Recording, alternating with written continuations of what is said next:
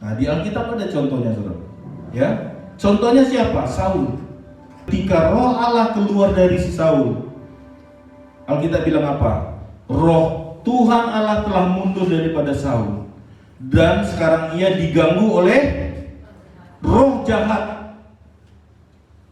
Jadi tanda-tandanya kalau Roh Kudus sudah keluar dari kita, kita tidak jaga Roh Kudus itu hidup di roh kita, yang masuk roh jahat. Roh jahat itu siapa? Siapa, saudara? Banyak kan, setan lah, biku ganjang lah, roh Sisimangaraja lah, semua lah itu, antek-anteknya. Karena dia roh jahat itu juga unsurnya roh. Amin. Roh Kudus itu juga unsurnya roh. Makanya roh saudara itu, saudara, itu target paling strategis. Jadi roh jahat itu ketika dia mau menguasai manusia, dia bukan masuk ke telinga dulu, ke mulut dulu, enggak. Dia masuk dulu ke roh saudara. Zep. Nah, ketika masuk dia ke roh saudara. Kenapa anak muda itu ketika main kuda kepang bisa makan kaca, saudara? Kayak makan kerupuk. Ketawa lagi. Udah habis makan lagi. Anda tahu kenapa itu? Karena di dalam rohnya sudah masuk roh setan. Habis sudah makan kayak kerupuk, ambilnya tanah, enak ini. Padahal kalau kita lihat, aduh, ini orang dah kerasukan setan. Dampak yang kedua apa? 1 Samuel 18 ayat 9. Sejak hari itu maka Saul selalu mendengki sama Daud. Nah, lihat tuh. Kalau kita sudah tidak jaga Roh Kudus sama tetap di hati kita, saudaraku, dimasuki roh jahat. Yang kedua, suka mendengki. Hati-hati loh. Kalau teman kita lebih dari kita, jangan sampai mendengki kita. Yang terakhir apa? 1 Samuel 28 ayat 7. Lalu berkatalah Saul kepada para pegawainya, carilah bagiku seorang perempuan yang sanggup memanggil arwah. Wah, tengok, saudara. Kawannya sekarang bukan lagi Roh Kudus, tapi arwah. Dulu saya kecil, saudaraku, pernah masuk dalam dunia ini, tapi gak dalam kali ya. Ya, masih kulit-kulitnya. Waktu itu saya masih kecil, aneh aja saya rasa, saudara. Nanti ada masalah-masalah kipas di dukun. Nanti dukun datang, di sini nih masalahnya nih. Kais-kaisnya, saudaraku, pakai mulutnya kayak babi hutan gitu. Ini masalahnya tuh. Ditemukan ada foto dalam. Saya pun bingung, kok bisa ada foto di dalam. Ternyata itu main mistik semua, saudara. Main dunia arwah. Padahal saya masih kecil waktu itu, ngapain orang-orang ini, saya pikir. Tapi ternyata ketika kita penuh Roh Kudus, bukan dunia kita itu. Ayo colek kiri kanan, bukan dunia kita itu, saudara. Ya. Jadi kesimpulannya apa, saudara? Saya mau katakan. Kita baca Roma 12 ayat 11. 3, 2, 1. Iya. Jadi kalau kita sudah terima Roh Kudus, jangan kerajinan saudara kendor. Saudara melayani di kerja, on fire terus. Saudara melayani di kantor, office boy pun sekalipun, cleaning service pun sekalipun, di mata Tuhan itu mulia, saudara. Sekalipun saudara bos di kantor, direktur, manajer, semuanya di mata Tuhan sama. Mari kerajinan kita jangan kendor. Amin. Roh kita harus menyala-nyala. Jadi yang membuat nyala-nyala roh kita itu kita. Amin. Bukan keadaan, bukan orang lain. Dan layanilah Tuhan. Supaya saudaraku jangan sampai Roh Kudus itu meninggalkan kita. Efeknya tadi kayak Saul, waduh, sayang kan. Di awal kita kayak berlipat-lipat api Roh Kudus itu sama kita. Di ujungnya, saudaraku, wah, kayak Saul aja di hidup kita. Saya berdoa di sini nggak ada. Amin. Di akhir hidup kita ketemu Tuhan Yesus. Sehingga kita bilang, Tuhan, terima kasih untuk Roh Kudus yang sudah Kau berikan kepada aku, Tuhan. Sebenarnya aku nggak bisa seperti ini. Roh Kudus yang memimpin aku, Tuhan, sehingga aku bisa dikendalikan, dipimpin oleh Roh Kudus, sehingga aku bisa masuk dalam satu kemuliaan kepada kemuliaan yang lain. Saya berdoa dari firman Tuhan ini, Tuhan menjawab doa kita. Amin. Mari kita bangkit berdiri, kita angkat tangan kita saudara. Ayo minta Roh Kudus sesuai dengan kerinduan saudara. Allah Roh Kudus, penuhi kami. Ku rindu Kau selalu dalam hidupku. Allah Roh Kudus, Allah Roh Kudus, ubah hatiku, jadikanku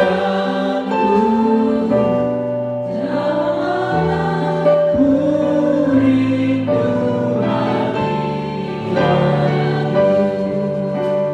ku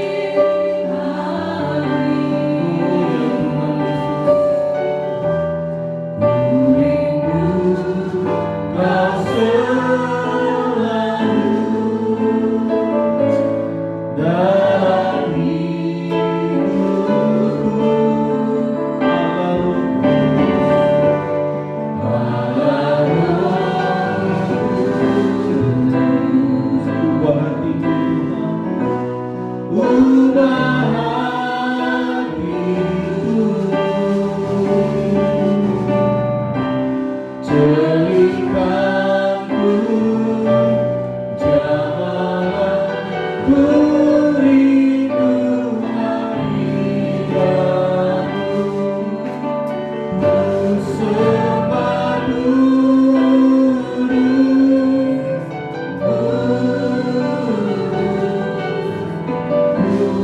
kuduslah Tuhan, dan ku sanjung Kau mulia, mulia bagimu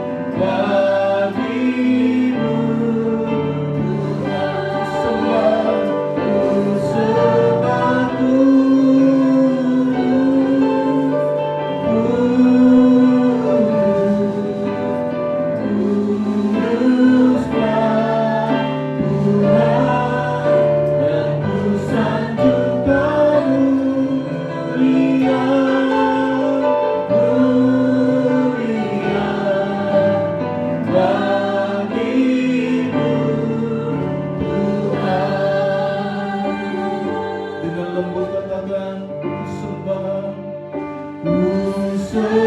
Roh Kudus,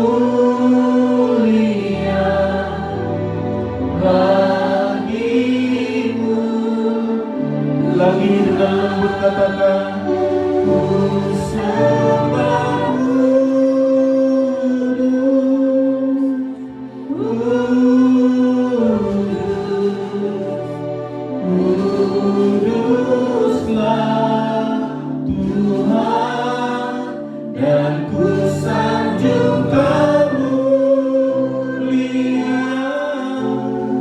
Oh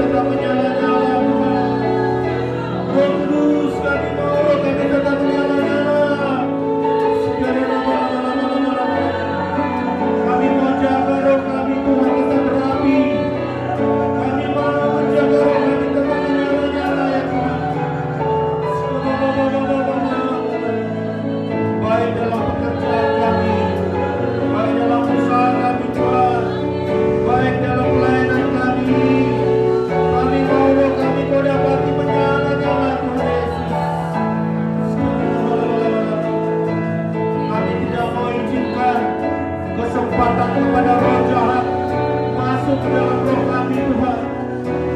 Roh kami bukan tempat roh jahat, roh kami bukan tempat roh tahayul Tuhan. Roh kami bukan tempat roh-roh arwah-arwah itu ya Tuhan. Roh kami tempat Roh Kudus, roh kami tempatnya roh Allah. Oh Yesus, kami mau jaga roh kami. Kami mau jaga roh kami tetap menyala-nyala Tuhan Yesus. Oh terima kasih Yesus, terima kasih. Inilah pernyataan kami Tuhan Yesus. Kami percaya Roh Kudus yang bekerja dalam kami, Roh Kudus yang bergerak di dalam kami ya Bapak. Dan saya rasakan saudara, gelombang keselamatan, gelombang penuaian akan terjadi saudara. Mari kita persiapkan roh kita, mari kita persiapkan api roh kita saudara. Tuhan akan melawan dengan gelombang penuaian keselamatan saudara. Dengan caranya Roh Kudus saya tidak tahu. Tuhan akan bekerja dan kita akan melihat. Persiapkan kapasitas roh kita saudara, persiapkan kapasitas iman kita saudara.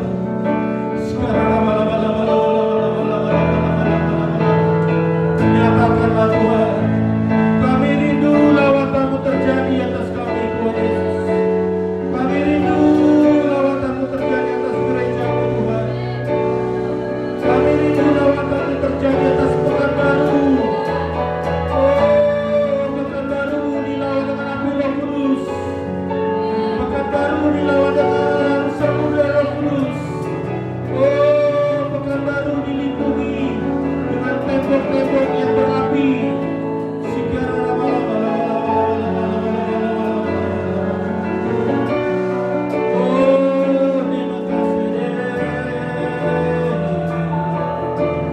Sungguh dahsyat Kau Tuhan, sungguh dahsyat Kau Bapa.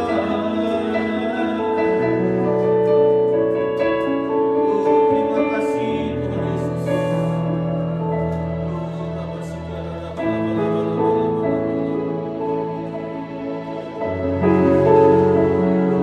Biarlah air mata penyembahan kami Tuhan Yesus merupakan bahasa doa kami yang paling dalam di hadapan-Mu ya Tuhan. Kami rindu sesuatu terjadi yang lebih dahsyat lagi Tuhan Yesus.